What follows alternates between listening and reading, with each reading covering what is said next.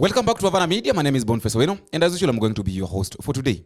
I'm glad to have a friend of mine here who has just visited for the first time. His name is Joe, and I know we are going to talk about a lot of things, but basically we are going to talk about the issue that is happening currently in Kenya. What is happening, that the things that William Ruto have caused. And we know I'll not introduce him. He's going to introduce himself, and then we jump back to our discussion. Mr. Joe, welcome. Thank you. Yeah, you can say something to the... Thank you, Bonnie. Yeah. Thank you very much Yes. for having me in the studio. Good afternoon, Kenyans. I'm Dr. Joseph Mugashia, but Bonnie here and many others, they call me Joe when I'm not doing veterinary work. I'm a veterinary doctor by profession, and at the same time, I'm a development practitioner and governance practitioner. I've worked in different places. I've worked in the United Nations, in Iraq, during the time of Saddam Hussein, when Saddam Hussein was being removed from power. And I've also worked in Nigeria. I've worked here in Kenya with the government, with the University of Nairobi as a lecturer there for about 9 years. And I do a lot of political work. I have been in political parties, mainly Ford Asili and Twaweza Party of Kenya, as well as the Democratic Party at some point. Yeah. So, Mr. Joe, you've worked. You've done a lot of... It's, I don't know, should you call it nature work or something? But it's not nature work. You've been in your own field doing things here and there, helping people. There is something that I want us to discuss here. On 15th, that is August 2022, William Samoei Ruto, the current president of the Republic of Kenya, was appointed and was given office to take charge and control of Kenya. And the people were very happy giving him that opportunity to lead Kenyans. Some people were saying that he's the best person, he understands everything. That was the song, that Sio Uchawi ni Maombi. I think you know the narrative. But right now, the same people who elected him are again crying. What is your take? Wow. Politics has got a lot of intrigues. That is my take. And Kenyans, we are the ones who elected William Samoei Ruto to be our president. And now we call him His Excellency the President. And that is fine, because he presented himself as a candidate, he convinced us, and we elected him. And eventually, he was sworn in as the President of the Republic of Kenya. So, one of the things we normally say, I normally tell people, is that once you have a president who has gone through the election, and he has been sworn in as the president, then everybody in that country has elected that president. That is what happens in a democratic society and in democratic governance. So I always tell people, there is no doubt that William Samoei Ruto is the president of the Republic of Kenya, because he was elected and he was sworn in. Now, over time, that's about 2 years next month, we will know, we have seen that President Ruto has moved from a very high rating to very low rating, to where people are saying Ruto must go. And the question is, why? And that is what, Bonnie, you're asking me to talk about. Yeah. Now, when you're elected as president, or rather, when you're doing the campaigns, there are those promises that you make to people. And a lot of candidates do not think a lot about what they are promising. Personally, whenever I do campaigns, I've done campaigns for Kigumo constituency to be elected as MP. I never gave any promises that I cannot deliver. And if I cannot deliver, I will be able to explain in a way that the electorate would understand. But you come back to the campaigns of President Ruto. At that point, for me and others, we were pushing Mukisa Kitui to run for, as the presidential candidate. Yeah, yeah. And then he fell off the way. That is a story for another day. But we were looking at the promises that the candidate and his people were giving to Kenyans.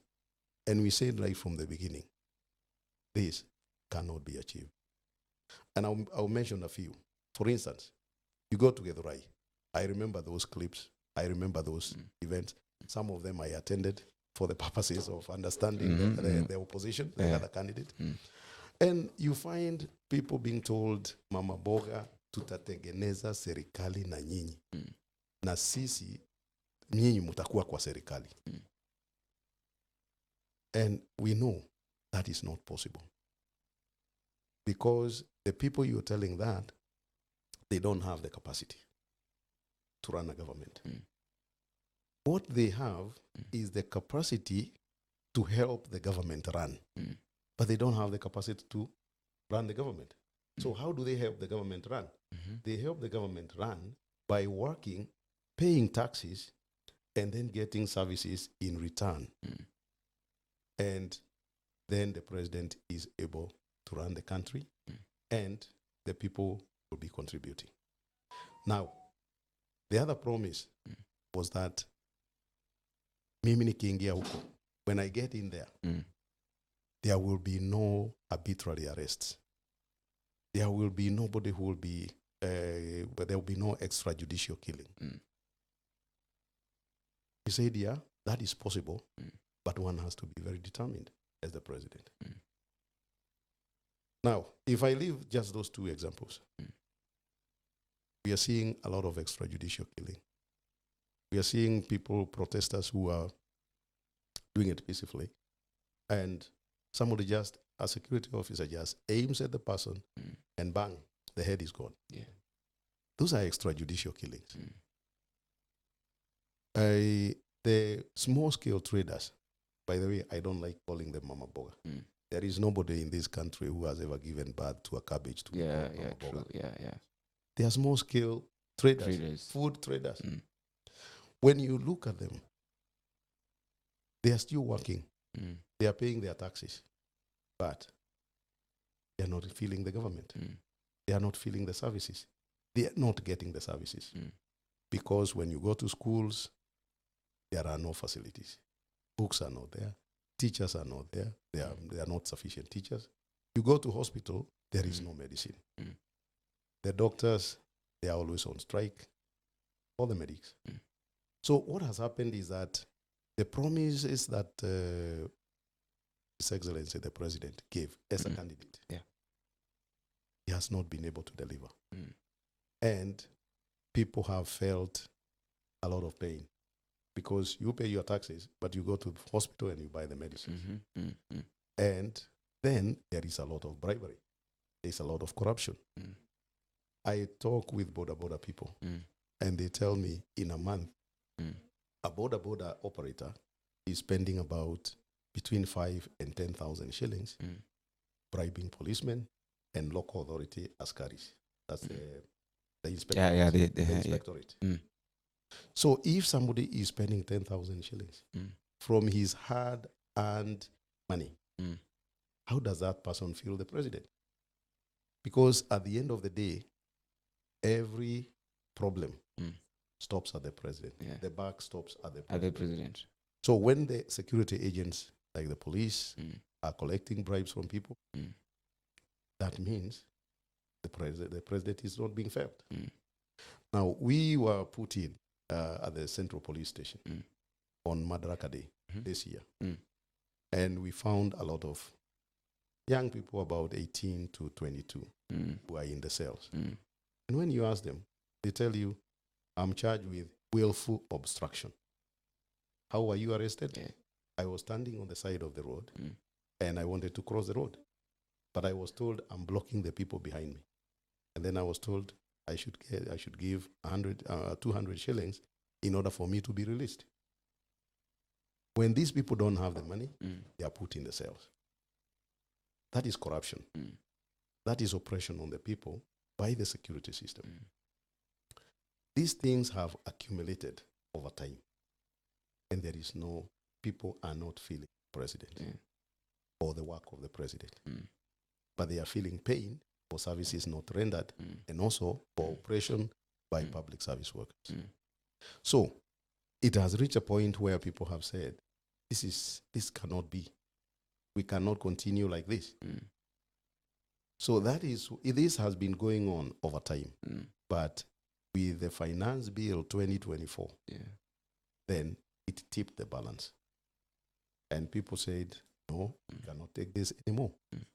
So what I would say is that the very high level of rejection of the president at present is because of not delivering, one, according to the law, according to the constitution, and also according to the promises.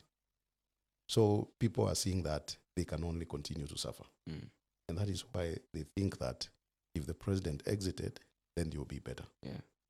That's my take on this. And this is as a result of talking with a lot of people, and even myself, what I'm feeling. Because what we forget to remember, particularly in third world countries, a government is not supposed to be seen. It is supposed to be felt. By the people. By the people. It is not supposed to be heard that every day you are reminding me I'm your government officer. I'm supposed to feel you from the services that you are giving. Without even seeing you around. Without even seeing you. So, the thing is, people are not feeling the service of the government, and that ends at the president. That's my take on this. And there is this thing of Ruto must go, the hashtag, which the Gen Zs are really pushing, which is right. It is also good. And I was doing some studies, some research, and I came to realize that there are 3 ways in which a president can vacate the office. Number 1 is through the election, whereby we know very well that Ruto was elected in 2022, as we said, everybody knows. So the next moment, or the next time that Ruto is supposed to exit the seat, if people will not elect him, is 2027 during the next election. That is number 1. The second one, constitutionally, the president can be vetted at the Senate. And when the senators and the parliamentarians find that he's not worthy to rule the nation, he's kicked out. And the third one is the president himself resigning, by just like what is happening in Bangladesh. The rule of Bangladesh, they're saying that he ran away after realizing that he said that enough is enough. He has gone on hiding. So it automatically that shows that person is tired with that leadership. So we are really trying to push for this issue of Ruto must go. Of course, you've said that number 1 thing that is making people now to turn their back on William Ruto is the fake promises. So amongst these 3 things, do you think William Ruto will go up to 2027? If yes, or if no? Let us start with if yes. If yes, what will happen? Will he be re-elected?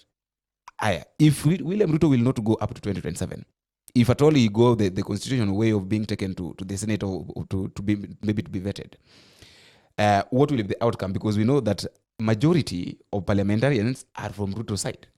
We also have to look at that. And the third one, do you think Ruto himself will resign? With the way now he's saying that he's the leader, he can do anything he wants. Back to you.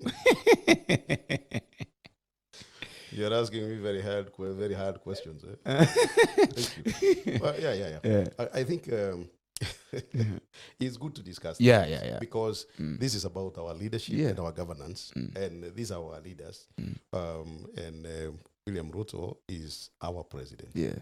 So it's good to discuss these matters, because at the same time, there are people who are misleading others, saying that if the president resigns, there will be a vacuum. There won't be a vacuum. There is a constitution, and the constitution gives the steps that are to be followed. Whereby we have got the CG, and maybe the speaker can take for 90 days, something like that. Yeah. But the immediate one is that the deputy president takes over. Takes over for the remaining period. So the people who are saying there is a vacuum, the military will take over, that is selling fear to citizens. our military does not feature in the constitution as one of the succession agencies. No, it does not. It starts with there is a president who is in office. Yeah. If the president is not in office, The deputy takes over. the deputy takes over for the remaining period of the term. And then if the deputy cannot take over, then the speaker is supposed to take for 60 days and then carry out an election. Election, yeah. And we have a speaker that is in office. Probably the only thing people can argue is that we don't have an IEBC. Yeah, IEBC. The IEBC is in the process The of being formed. So the issue of there being a crisis, that is something that we should not talk about that. We should not talk about it. Yeah. We should talk about the implementation of the constitution. I would really like people to look at that and understand that we don't have a crisis. Now, the other thing that I hear people talking about is, we don't want this one, we don't want that one. I would like to tell Kenyans that we do not work according to how we feel. We work according to how we are guided by the Constitution and the law. So if Joe was the deputy president and you don't like his face, you should wait for him to go there and then you can impeach him. That is what you do. You can impeach me when I get there because you don't like my face.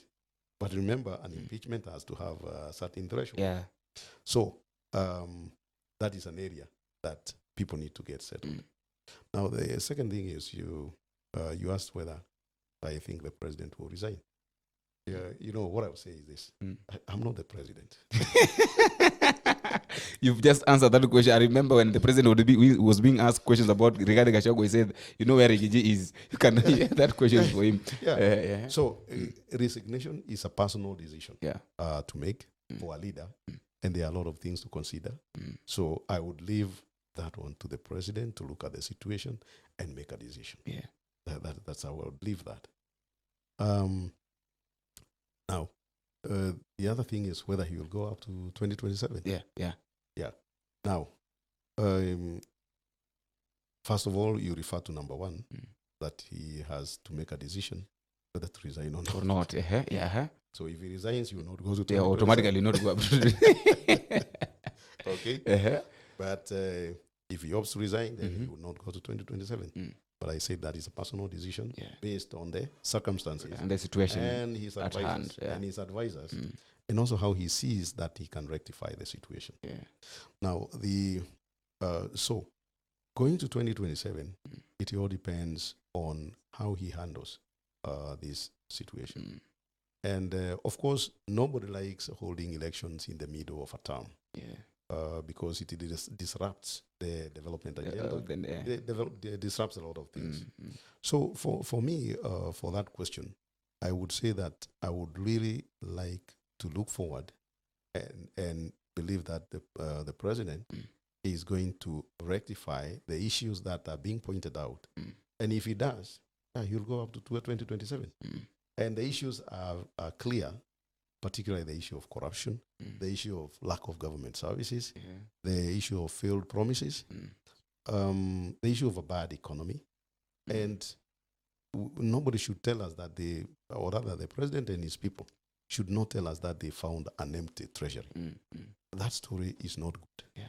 Because the government does not collect money and put in the treasury. It collects money and spends it. That's why we have an annual budget. So what they should be showing us is what have they done with the money they have been collecting. That's what we need to hear. We were with Moi for 24 years. Kibaki came and took over. He never told us about an empty treasury. But we know the treasury was empty. Secondly, the country was started. I used to use Thika Road, and it used to take me like 2 hours to get to Thika because of the potholes, plus the dust, because people are trying to repair the road with soil, and also because of the jam that came out from the condition of the road. But Kibaki never came and told us that Moi left this road like this. We could all see. So he just did Thika Road. And there we are. Today nobody talks about Thika. Nobody talks about it. Nobody talks about Thika Road. So I would look at the president can go or should go up to 2027, but he needs to make amends. The issues that are being talked by Kenyans, not only the Gen Zs, all of us are talking about it. And I would like to, now that I'm on air, I would like to tell the president, if anybody is telling you, Mr. President, that it is only the Gen Zs that are talking about the pains and the pressures of the bad governance, they are not telling you the truth. Everybody in the country, except the ones who are stealing from the people, everybody else is having a lot of pain and they feel the pressure. So it is good to rectify the areas of bad governance, and people will give you the opportunity to continue up to 2027. That's what I would say about getting to 2027. Now, the last one was, I think that was the last one. The last one, there were three. The first one was whether you'll resign, which you've answered. Yes. And the second one was whether you'll go up to 2027. Yes. And the third one was the constitutionally, whether it can be vetted in the Senate or. Oh, I see. Yeah. Okay. Now, the constitution is clear on removal of the president by the people through delegation or representation by the National Assembly. And the process is called impeachment. Yeah, impeachment. That the president can be impeached by the parliamentarians. Now, we have seen how the parliament has been operating. And I would like to say that we have also seen there is a lacuna in the constitution. Yeah, true. We can discuss that after this one. There is a lacuna in the constitution. So parliament, it was delegated the power in the constitution to manage the presidency in terms of removing the president through impeachment or even the deputy president. But we found that presidents also realize that parliament is the one that can dispatch them back home very quickly. Yeah. So when they come in, they ensure that they control parliament. And our parliament is controlled by the executive as we speak. We have seen that it was demonstrated. We have always talked about it, but it didn't look serious until the Finance Bill 2024. When it came in, and the executive said, we want that bill like that. And Parliament, despite being told by people that the bill was too draconian on the citizens, they passed it because the executive wanted it passed. And what happened is, by the time the passed bill reached the desk of the president, it was very clear to the president that he should not sign it. And that is what he did. He didn't sign it. He declined. Now, for you to understand, these people are sycophants. They are not representing the people. They are representing the executive. Because when the president put his pen down and declined, and he said, I'm not signing it, they clapped for him. Yeah, they were clapping. Yeah, they clapped. My biggest question Why? is, how do you take an assignment to the teacher? The teacher gives you 0, and then you clap for you the celebrate. teacher. You should be asking the teacher, Why? Where did I go wrong? Yeah. That is what you should be asking. But for these guys, they clap for him. If I were the president and I had the power, I would fire all of them. but that is But unfortunately, he doesn't have the power to he do doesn't that. have. Yeah. But if I had the power, if I were the president and that happened, I would just fire these guys. Because how do you give me a bill? You should have told me, Mr. President, this bill is too draconian for the citizens. Yeah. We cannot pass it as it is. But you just tell me the bill is good. You bring it to me. I decline it. You clap for me. That's not right. Yeah. That's very wrong. And that tells you Parliament is not going to impeach the president. I don't see it. I don't see how it can happen. So, in terms of asking me whether you'll be impeached, I would say not by the current. Not by the current. It doesn't look feasible. But there is something that has happened. Yes. The Gen Zs have come up and said parliamentarians you do not represent the executive. You represent we, the people. Yeah, we the people.